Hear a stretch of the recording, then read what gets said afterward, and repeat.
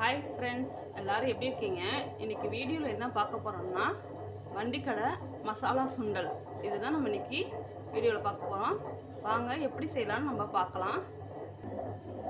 நான் இதுக்கு அரை கிலோ பச்சை பட்டாணி, காஞ்ச பட்டாணி இருக்கும்ல, அதை வாங்கி ஒரு 8 மணி நேரம் ஊற வச்சுருக்கேன். நான் அரை கிலோ எடுத்திருக்கேன். ஏன்னா எங்கள் ஃபேமிலியில் 6 பேர் இருக்கனால நான் அரை கிலோ எடுத்திருக்கேன்.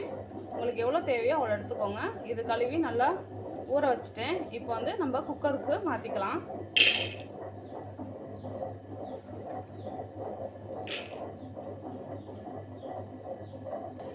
இப்போ இது முழுகிற அளவுக்கு தண்ணி ஊற்றிக்கலாம். இதில் முக்கியமானது இந்த தண்ணி தேவை. கண்டிப்பாக இந்த தண்ணி நம்மளுக்கு அவசியம், கண்டிப்பாக தேவைப்போம். இது டேஸ்ட் சூப்பராக இருக்கும். இந்த தண்ணியை மிஸ் பண்ணிடாதீங்க.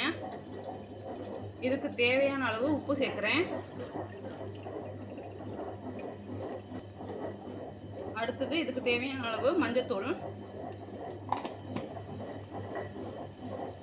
இப்போ கேஸ் பற்ற வச்சுக்கலாம். குக்கர் வச்சுக்கலாம். இது இப்போ 4 விசில் நம்ம விட போகிறோம். 4 விசில் வந்ததுக்கப்புறம் நம்ம எடுத்து பார்க்கலாம். அது முடிக்க வெயிட் பண்ணலாம். இப்போது மிக்ஸி ஜார் எடுத்துருக்கோம். இப்போ அதில் என்ன பண்ண போகிறோம், நான் 2 பெரிய வெங்காயம் எடுத்துக்கிறேன். இந்த பாருங்கள், இந்த மாதிரி கட் பண்ணிக்கணும்.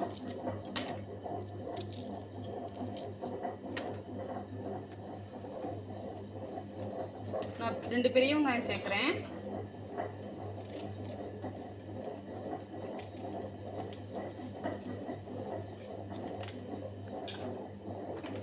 ஒரு பச்சை மிளகாய்,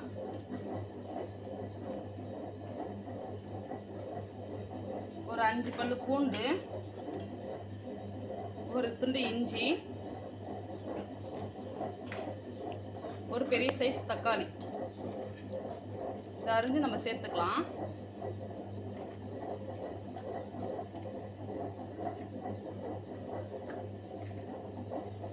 இதை போய் நம்ம மிக்ஸி ஜாரில் நல்லா மையாக அரைச்சிட்டு வந்துடலாம்.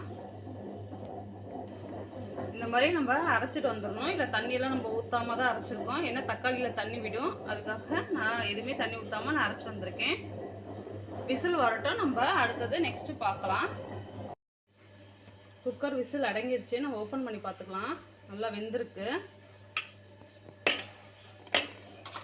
இப்போது இதில் கொஞ்சோண்டு மட்டும் நான் எடுத்துக்கிறேன், ஒரு கரண்டி. இதை கொஞ்சம் நம்ம அரைச்சிக்கலாம். அரைச்சிட்டு நம்ம இதில் சேர்த்தோம்னா டேஸ்ட் இன்னும் சூப்பராக இருக்கும். அதுக்காக தான் நான் கொஞ்சோண்டு எடுத்திருக்கேன். நெக்ஸ்ட்டு நம்ம கேஸ் பற்ற வச்சு ஒரு கடாய் வச்சிட்டோம். கடாய் நல்லா சூடாகட்டும். ஏற்கனவே தாளித்த கடாய் தான், அதனால தான் நான் வச்சுருக்கேன். அப்படியே கொஞ்சோண்டு எண்ணெய் ஊற்றிக்கலாம்.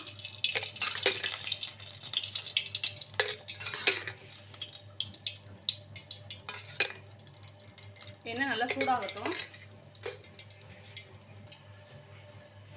எண்ணெய் நல்லா சூடாகிடுச்சு. கடுகு போட்டுக்கலாம். கொஞ்சம் உளுந்தம்பருப்பு. நெக்ஸ்ட் நம்ம அரைச்சி வச்சுருக்கோம்ல, அந்த பேஸ்ட்டை சேர்த்துக்கலாம்.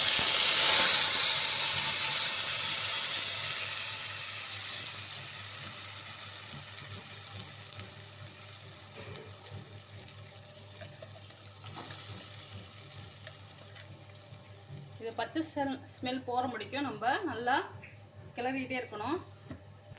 அதுக்குள்ளேயே நம்ம இதை அரைச்சிட்டு வந்துடலாம். இது மாதிரி நல்லா கிளறிக்கிட்டே இருக்கணும். பச்சை ஸ்மெல் நல்லா போயிடுச்சு. இப்போ கொஞ்சோண்டு நம்ம காரத்துக்கு தகுந்தாப்புல மிளகாத்தூள் சேர்த்துக்கலாம்.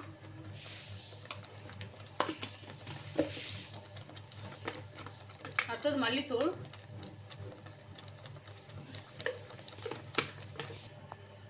கொஞ்சோண்டு கரம் மசாலா. இதையும் நல்லா கிளறி விட்டுக்கலாம். ஏற்கனவே நான் உப்பு சேர்த்துருக்கேன். மசாலாவுக்கு தேவையான அளவு உப்பு மட்டும் நான் சேர்க்குறேன். நம்ம வேக வச்சு வச்சுருக்கோம்ல அந்த பட்டாணியை, அதை நம்ம சேர்த்துக்கலாம். தண்ணியோட தான் சேர்க்கணும்.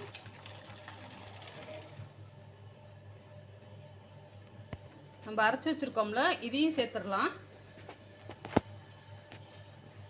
இது சேர்த்தோம்னா டேஸ்ட்டு டிஃப்ரெண்ட்டாக இருக்கும், உங்களுக்கு திக்காகவும் இருக்கும். அதுக்கு தான் இதில் சேர்க்குறோம். கண்டிப்பாக நம்ம வேக வச்ச தண்ணி நம்ம கண்டிப்பாக சேர்க்கணும். இருக்குது, நம்ம அந்த தண்ணியை வந்து யூஸ் பண்ணணும், மறந்துடாதீங்க.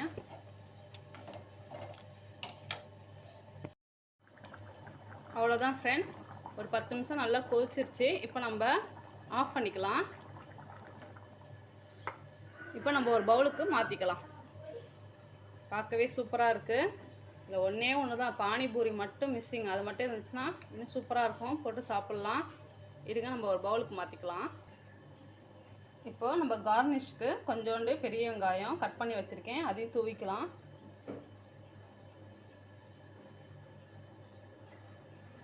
கொஞ்சோண்டு கேரட்,